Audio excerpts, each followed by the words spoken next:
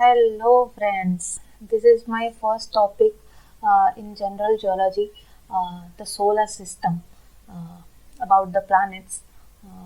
सबको पता होगा जो लोग गेट एंड जेएसआई दे रहे हैं, इस टॉपिक से 2-3 क्वेश्चन हर साल आता है। हर साल बहुत ही बेसिक्स क्वेश्चन आते हैं, बहुत ही इजी क्वेश्चंस आते हैं, बट इजी क्वेश्चंस इजीली हम लोग गलत करके आते हैं, क्योंकि मतलब हम लोगों को ऐसा लगता है कि याद है हम लोगों को, कभी कभी बहुत सिली मिस्टेक्स करते हैं।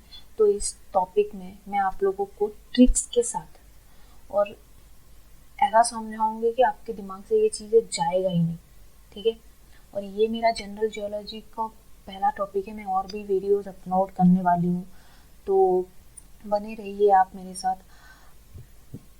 मैंने इस वीडियो के एंड में कुछ क्वेश्चंस भी डाले हैं जो बहुत इंटरेस्टिंग है, आप उसको प्रैक्टिस करेंगे। और मैंने वो क्वेश्चंस ऐसे ही कहीं से नहीं लिया है, जो क्वेश्चंस गेट जेएसआई में आए हैं और सारे भी जो मतलब जो भी जियोलॉजिस्ट का एग्ज़ाम होता है उन वहाँ पे जो आया है क्वेश्चंस, मैं वहाँ से कलेक्ट करके इस वीडियो में डाली हूँ, तो आपको वो इजी होगा थोड़ा मतलब कनेक्ट करने के लिए। और is the pre face of the video, तो यहाँ पे मैं आपको बहुत बेसिक से बहुत शुरू से बताऊंगी, ठीक है, कि यूनिवर्स क्या है, सुपर क्लस्टर्स क्या है, local groups, Galaxy, solar system कहाँ से आया, क्या हुआ, सब बताऊंगी। फिर बिग बैंग थ्योरी भी आपने सुना होगा, वो भी मैं बताऊंगी। केप्लर्स लॉ, बोर्स लॉ, ये तो एग्जाम पॉइंट ऑफ व्यू से बहुत बहुत बहुत इंपॉर्टेंट है। और एक चीज़ यहाँ पे मैंने क्यों नहीं लिखा अबाउट द प्लैनेट्स, क्योंकि प्लैनेट्स का प्रॉपर्टीज जो है, जो भी फीचर्स है, जो भी डिस्टिंग्विश फीचर्स है, वो आप लोगों को बुक्स और ये में रिटर्न में मिल जाएगा। बट कुछ ऐसी चीज़ें हैं जो आप लोगों के आई कैचिंग में नहीं होता है, और आप लोगों को ऐसा लगता है कि एग्जाम में नहीं आएगा, बट एग्जाम में वही चीज़ पूछता है। जैसे कि नेपच्यून का डेंसिटी कितना है, जो चीज़ मतलब जो प्रॉपर्टी थोड़ा डिफरेंट है, जो दूसरों से अलग है, वही चीज़ एग्जाम में पूछता है, हमेशा याद रखना। कॉमन चीज़ें एग्जाम में कभी नहीं पूछता, ठीक है। और उसके बाद आया एमसीक्यूज। ओके, जैसे मैंने बोला कि मैं आपको बोलूँगी कि पहले हम लोग यूनिवर्स, क्लस्टर्स और ये सब गैलेक्सी, सोलर सिस्टम, इसके बारे में देखेंगे। तो ये देखो, ये हो गया हम लोगों का अर्थ। ओके, पता है ये जो अर्थ है, पहले ये देख लो, ये पूरा यूनिवर्स है, ठीक है, ये पूरा यूनिवर्स है। यूनिवर्स में ये जो हम लोगों का अर्थ है, ये कहाँ पे लोकेटेड है? ये लोकेटेड है, ये जो सोलर सिस्टम पूरा है ना, ये सोलर सिस्टम का इतना सा छोटा सा पार्ट है यहाँ पे, ठीक है। और ये जो सोलर सिस्टम है, ये किसका पार्ट है? ये है मिल्की वे गैलेक्सी का एक पार्ट है। तो ये जो पूरा सोलर सिस्टम है, ये यहाँ पे लोकेट होता है, और यहाँ पे एक छोटा सा होगा, वो है एक अर्थ है, ठीक है। और ये मिल्की वे गैलेक्सी का सबसे बड़ा है? नहीं। ऐसे ही बहुत सारे गैलेक्सी है जो यूनिवर्स में प्रेजेंट है, तो उसको हम लोग क्या बोलते हैं? क्लस्टर्स बोलते हैं। क्लस्टर और लोकल ग्रुप्स बोलते हैं। जब बहुत सारे क्लस्टर्स हो जाएंगे ना, तब हम उसको बोलेंगे सुपर क्लस्टर्स। और सुपर क्लस्टर्स कहाँ है? यूनिवर्स का एक कॉर्नर में एक सुपर क्लस्टर होगा।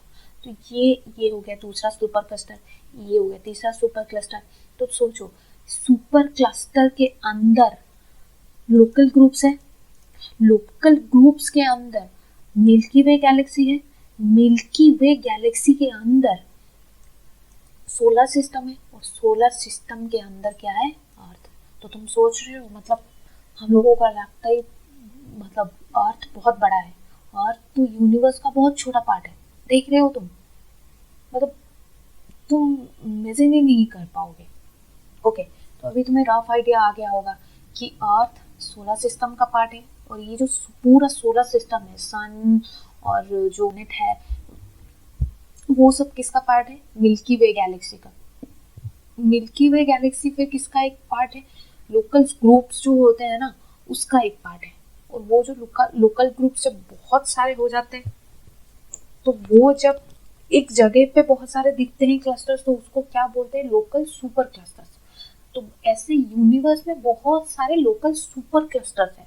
सुपर क्लस्टर के अंदर क्लस्टर्स, क्लस्टर के अंदर गैलेक्सी, गैलेक्सी के अंदर solar system, then solar system के अंदर क्या है पता है तुम्हें? सन और प्लैनेट्स। ओके, ये क्लियर है?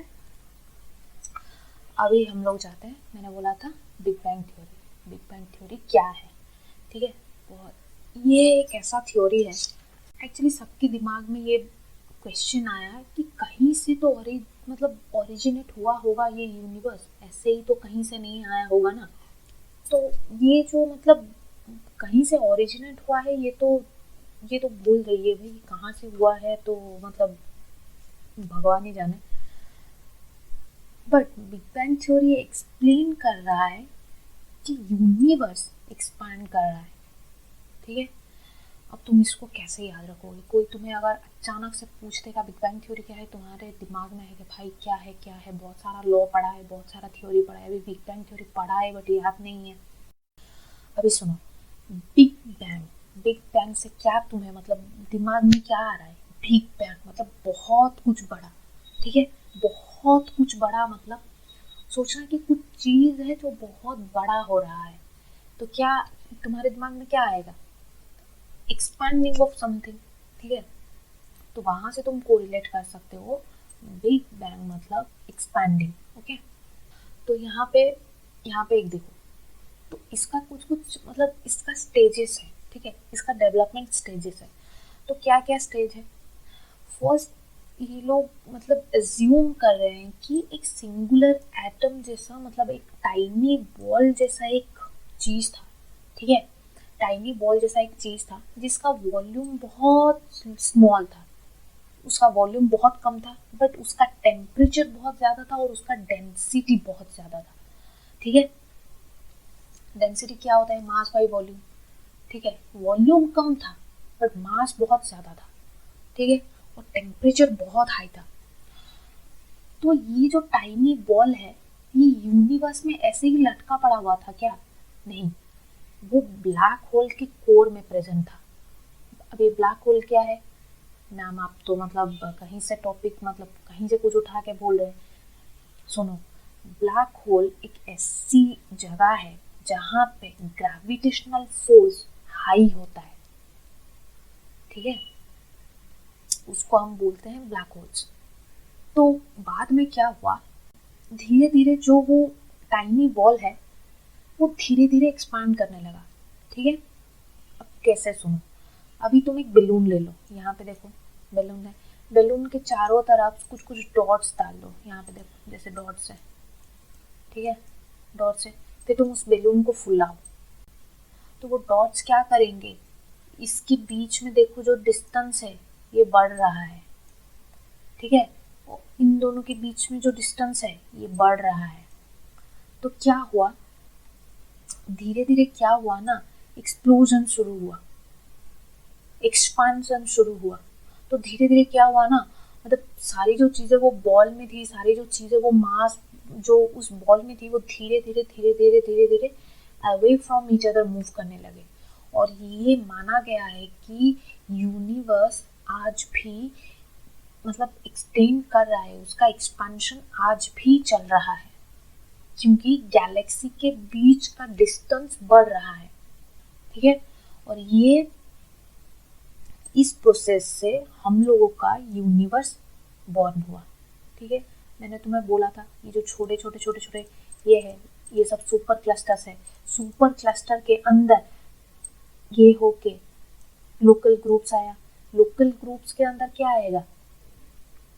लोकल ग्रुप्स के अंदर यहाँ पे देखो मिल्की वे गैलेक्सी, मिल्की वे गैलेक्सी के अंदर क्या आएगा? सोलर सिस्टम, सोलर सिस्टम के अंदर आया प्लैनेट्स एंड सन। ठीक है, समझ में आया? और हाँ, ये इम्पोर्टेंट है, ये मतलब कब स्टार्ट हुआ था? ये स्टार्ट हुआ था 13.7 मिलियन ईयर एगो। ठीक है, तो तुम्हें समझ में आया? अभी पढ़ते हैं हम लोग केप्लर्स लॉ। केप्लर्स लॉ क्या है? केप्लर्स ने 3 लॉ दिया था।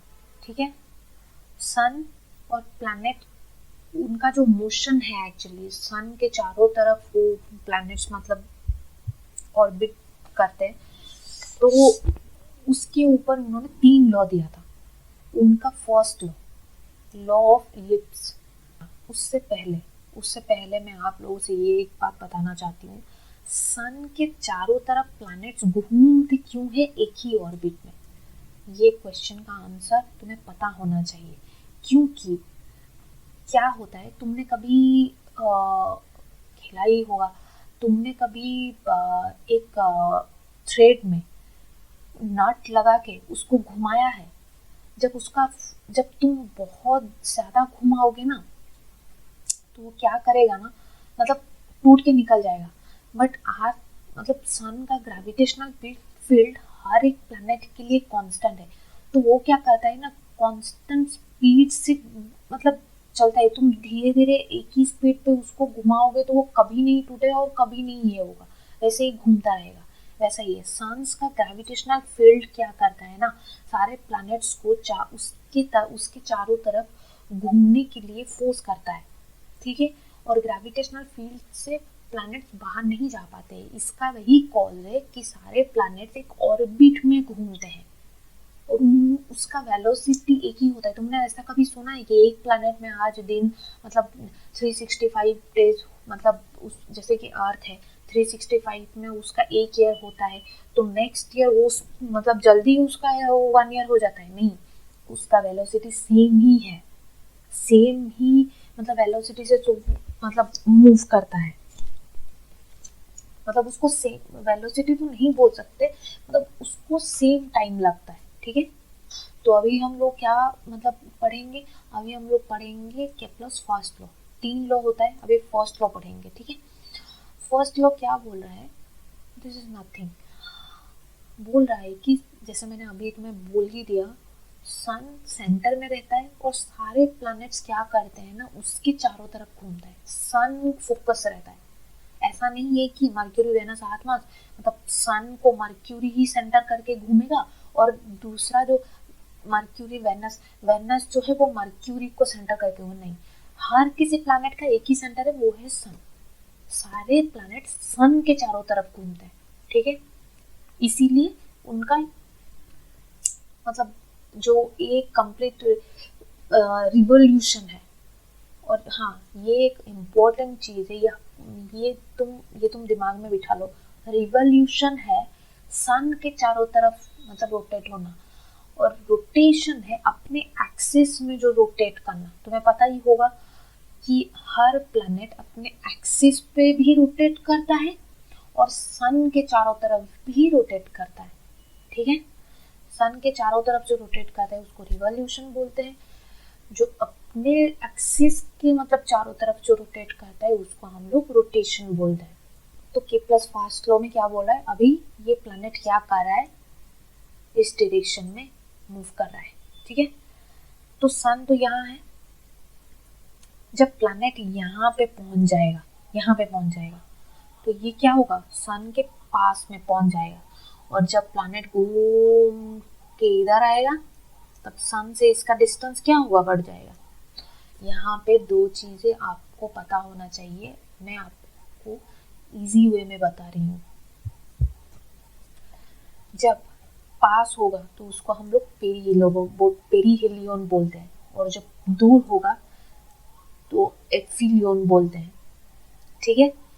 एक है पेरिलियन और एक एफिलियन। पेरिलियन में क्या होता है, पेरिलियन में क्या होता है, यहाँ पे मोशन फास्ट होता है और यहाँ पे मोशन क्या होता है, स्लो होता है, ठीक है।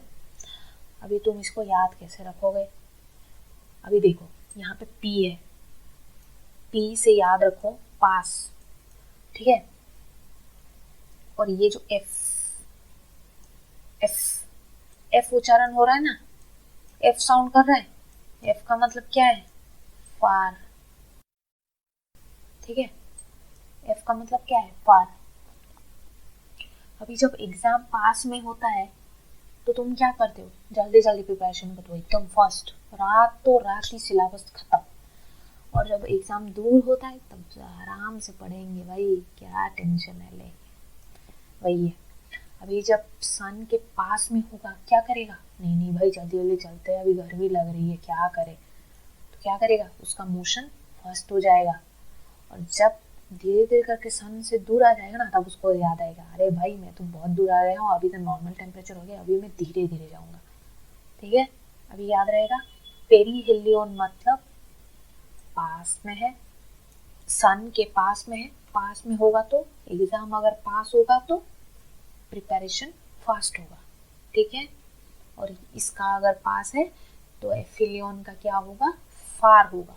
अगर एग्जाम दूर है तो हम लोगों का मतलब प्रिपरेशन कैसा होगा, स्लो होगा। ठीक है, this is all about Kepler's fast law. ये बहुत इम्पोर्टेंट है, आप इसको याद कर लीजिए, अदरवाइज इसको नोट कर लीजिए अपने ये से। मैं तो ऐसे ही याद रखती हूँ, एग्ज़ाम में बहुत बार ये क्वेश्चन पूछ लेता है। आप आप कहीं से भी देख लीजिए, ये बहुत बार पूछा है क्वेश्चन। जब प्लैनेट्स पेरीहेलियन में होते हैं तब उनका मोशन फास्ट होता है कि स्लो होता है। अब तुम्हें ये बताना है, पेरीहेलियन मतलब पास होता है, पास जब हम लोग होते हैं, जब एग्ज़ाम पास में होता है तब हम लोगों का प्रिपरेशन फास्ट होता है। ठीक है, मोशन फास्ट होगा। ओके, तो हम लोगों ने केपलर्स फर्स्ट लॉ पढ़ा है। ठीक है, अभी हम लोग सेकेंड लॉ में जाएंगे।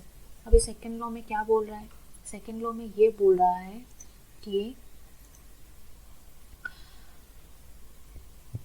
मतलब सारे प्लैनेट्स जो है सन के चारों तरफ इक्वल एरिया में कवर करता है at equal interval of time. इसका सिंपल ही मीनिंग है, क्या होता है, ये जो A1 एरिया है और ये जो A2 एरिया है, ये अगर इसको कवर करने के लिए, A2 एरिया कवर करने के लिए अगर उसको T1 टाइम लग रहा है, और अगर A1 एरिया कवर करने के लिए उसको T2 टाइम लग रहा है, ये बोल रहा है T1 is equal to T2 ही है। ठीक है, मतलब एक ही टाइम पीरियड में, मतलब 1 मिनट में अगर वो इतना एरिया कवर कर रहा है, तो जब पास में होगा, मतलब सन के पास में होगा, तब उसका मोशन क्या हो जाएगा, फास्ट हो जाएगा। मैंने अभी पहले ही बोला आपको। तो उसका एरिया तुम्हें लग रहा है कि बहुत बड़ा है, बट ये एरिया बड़ा नहीं है। एरिया एक ही फैक्टर से तो नहीं बांधना है ना, उस पर हम लोग लेंथ और ब्रेथ मल्टीप्लाई करते हैं। ठीक है, यहाँ पे देखो, यहाँ पे ये डिस्टेंस थोड़ा कम लग रहा है और यहाँ पे लेंथ थोड़ा ज़्यादा है। ठीक है, बट टाइम जो है, टाइम सेम है, जो टाइम मल्टीप्लिकेशन होगा वो सेम है, इसीलिए इन दोनों का एरिया सेम है। यही बोल रहा है कि sun sweeps out equal area at equal interval of time. यहाँ पे एरिया ज़्यादा है क्योंकि जब सन के पास में होता है उसका मोशन ज़्यादा होता है, इसीलिए तुम्हें लग रहा होगा ज़्यादा एरिया कवर कर रहा है, बट ये पूरा एरिया को अगर तुम मतलब मेज़र करोगे और इस पूरे एरिया को मेज़र करोगे, ये सेम ही होगा। ठीक है, तो इसको हम लोग बोलते हैं लॉ ऑफ इक्वल एरिया। अभी केपलर्स थर्ड लॉ में आते हैं। केपलर्स थर्ड लॉ क्या बोल रहा है, देखो यहाँ पे देखो, ये तो अर्थ के जैसा लग रहा है but this is sun. Okay, ये बोल रहा है अगर यहाँ पे एक प्लैनेट है, दिस प्लैनेट, ये एक प्लैनेट है,